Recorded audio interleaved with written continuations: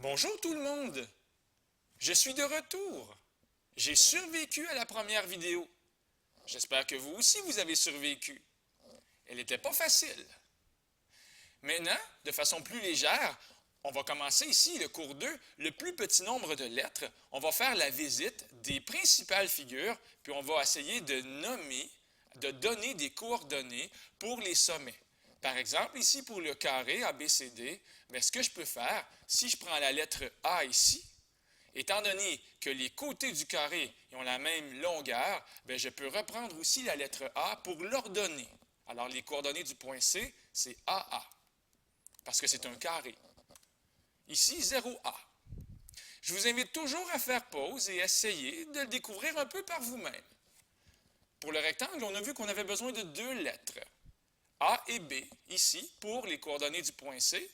Alors, le point D, A,0, la même abscisse que le point C, et le point B, 0,B, la même ordonnée que le point C.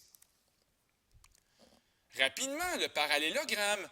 J'en avais parlé déjà de notre ami le parallélogramme dans le cours 1, A,0, B,C, et j'avais expliqué dans le cours 1 que l'abscisse du point C, c'était l'abscisse du point D plus l'abscisse du point B. Donc, on va retrouver A plus B. L'ordonnée C. Ici, j'ai un losange, je l'ai centré dans mon plan cartésien. Au centre du losange, j'ai le point 0, 0. Donc, à droite, A,0, puis à gauche, moins A,0. On pourrait donc dire que c'est des nombres. Le nombre que je choisis comme l'abscisse ici, bien, ça va être l'opposé de ce nombre-là pour l'abscisse de l'autre côté.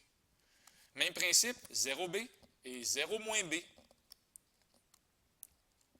On continue notre visite. Pour le trapèze rectangle, de combien de lettres j'ai besoin? 3 lettres sont nécessaires. On peut utiliser C pour la hauteur. Ah, bien, pas de problème. On va suivre les règlements. En fait, vous pouvez prendre la lettre de votre choix, mais pourvu qu'elle ait la bonne logique. B,C et ici A,0.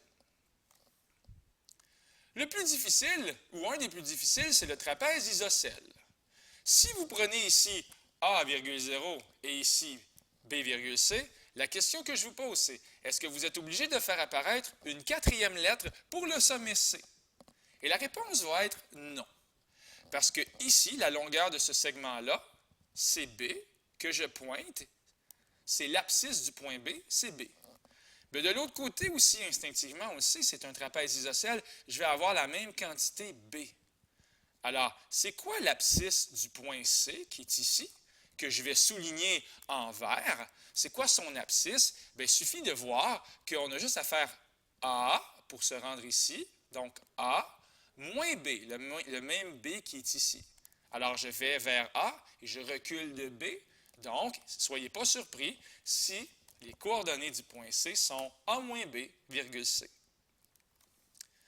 Malheureusement, pour le trapèze banal et sans histoire, le trapèze quelconque, on va avoir besoin de 4 lettres. Et seule la lettre C est répétée, c'est l'ordonnée du point B et c'est l'ordonnée du point C. Pour le reste, 4 lettres sont nécessaires. Et on poursuit avec notre ami le cercle. Pour le cercle, une seule lettre. J'aurais pu prendre la lettre R. Ici, j'ai pris la lettre A. R comme dans rayon. Pour les triangles, le triangle rectangle pour commencer et le triangle rectangle isocèle ensuite. Si c'est un triangle rectangle, avec un angle de 90 degrés, donc, je vais m'en sortir avec 2 lettres. A,0, 0B. Si c'est un triangle rectangle isocèle, en prime, c'est plus facile. Une seule lettre va être suffisante. Pourquoi? Parce qu'il est isocèle, puis que ce côté-là, il est isométrique à ce côté-là. On a la même mesure, donc c'est pour ça que l'abscisse du point C, qui est A, c'est la même chose que l'ordonnée du point B, qui est A. Lorsqu'on a un triangle banal, ici, un triangle scalène, il n'y a vraiment pas grand-chose pour lui. En plus, il est vert, c'est comme s'il était malade. Alors, je vais avoir besoin de 3 lettres, A,0, B,C. Lorsqu'il est isocèle, je vais peut-être avoir une petite surprise. J'aurai peut-être pas besoin d'autant de lettres que le triangle en vert, parce que ici, le point B, son abscisse, elle est centrée entre l'abscisse du point A et l'abscisse du point C, à mi-chemin entre 0 et A. Qui est à mi-chemin entre 0 et A? A sur 2. Alors, les coordonnées sont A sur 2, et pour l'ordonner, j'ai besoin d'une autre lettre. Les coordonnées sont A sur 2, B. Malheureusement, le plus difficile, c'est le triangle équilatéral. Alors, la question que je me pose, c'est est-ce que je peux juste prendre une seule lettre? Ici, j'ai pris la lettre A. Une seule lettre pour définir les coordonnées du point B. Encore une fois, ici, je vais pouvoir écrire A sur 2. C'est le même principe qu'avec le triangle isocèle qu'on a vu il y a quelques secondes. Mais qu'est-ce que je vais pouvoir écrire ici pour l'ordonner, pour le Y du point B?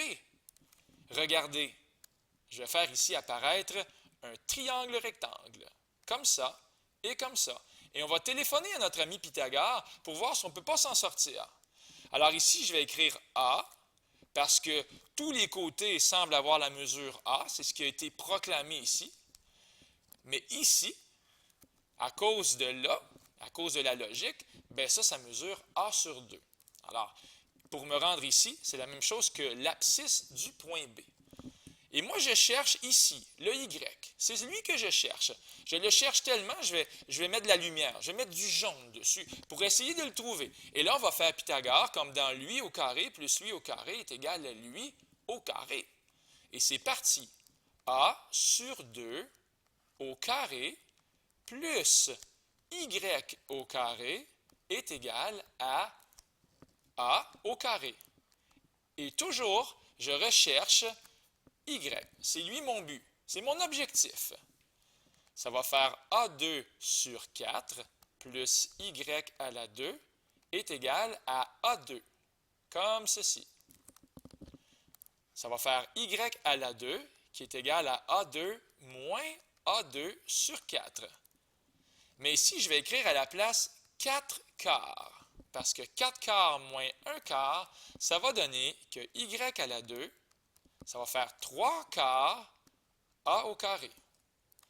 Tout ce qui reste à faire, la racine carrée de 3 quarts A au carré.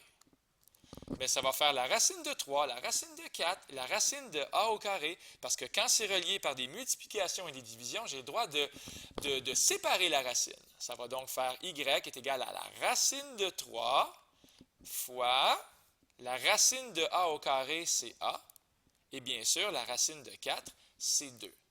Alors, racine de 3A sur 2, c'est lui ici. Voilà, j'ai trouvé l'ordonnée du point B et je suis très content et très fier. On poursuit la vidéo avec une autre petite preuve, juste pour dire que c'est important d'en faire quelques-unes avant d'aller faire vos devoirs et vos examens. On lit correctement. On joint les points milieux d'un trapèze isocèle.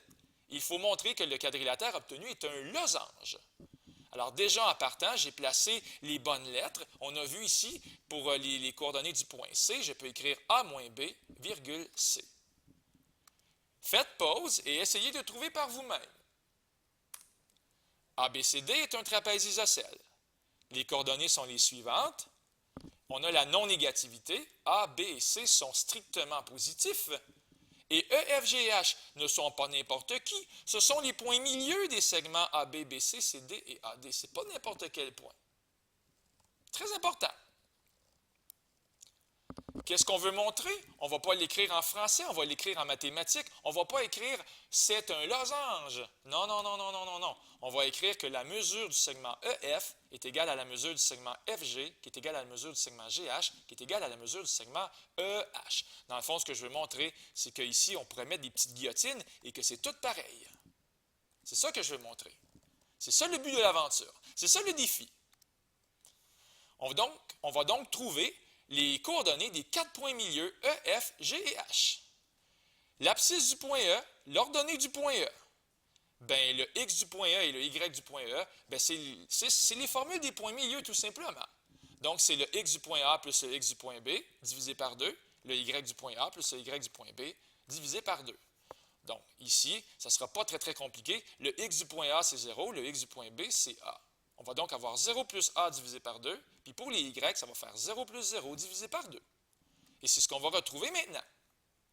Alors lui, ce n'est pas un gros traumatisme, là.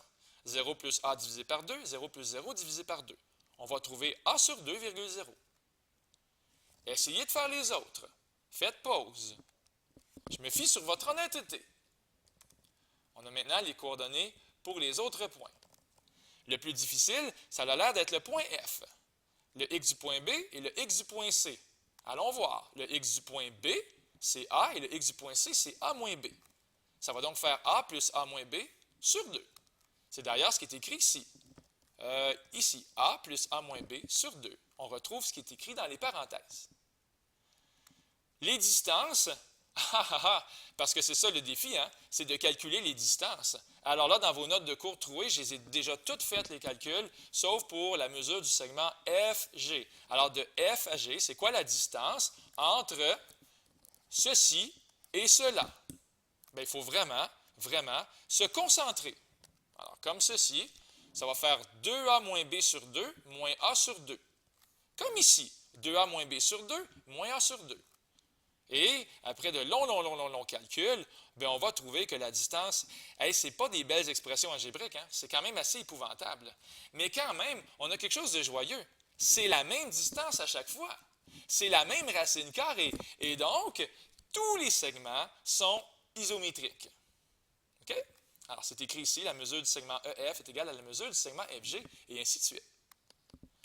Donc, en conclusion, je peux reprendre la phrase. Lorsque je joins les points milieux du côté d'un trapèze isocèle, on forme un losange. Et maintenant, un petit rappel, hein, pour montrer qu'on a un carré, un rectangle et ainsi de suite, on se sert de la définition. Si tu veux montrer que tu as un carré, il faut que tu montres que tu as 4 angles droits et 4 côtés isométriques. C'est très long. Un rectangle, 4 angles droits. Un losange, on vient de le faire. 4 côtés isométriques. Un parallélogramme, on l'avait fait dans la vidéo du cours 1. 2 paires de côtés parallèles pour le trapèze, une seule paire de côtés parallèles. Je termine ma vidéo avec un exemple pour des droites ou des segments perpendiculaires. Montrez que la droite qui passe par l'origine ici et par le point milieu de l'hypoténuse de ce triangle rectangle isocèle est une médiatrice. On veut montrer que ceci est une médiatrice. Étant donné que c'est déjà dit point milieu, on n'a pas besoin de montrer que M est le point milieu. C'est déjà donné dans l'énoncé. Ce qu'on veut montrer, c'est que c'est une médiatrice. On veut donc montrer qu'on a un angle de 90 degrés. Regardez le dessin, hein? A,0, 0,A. C'est vraiment très réfléchi. Alors, les hypothèses, ABCD est un triangle rectangle isocèle. Les coordonnées, on les avait déjà dans le dessin. M est le point milieu du segment BC. À montrer, nous voulons montrer que la droite est une médiatrice.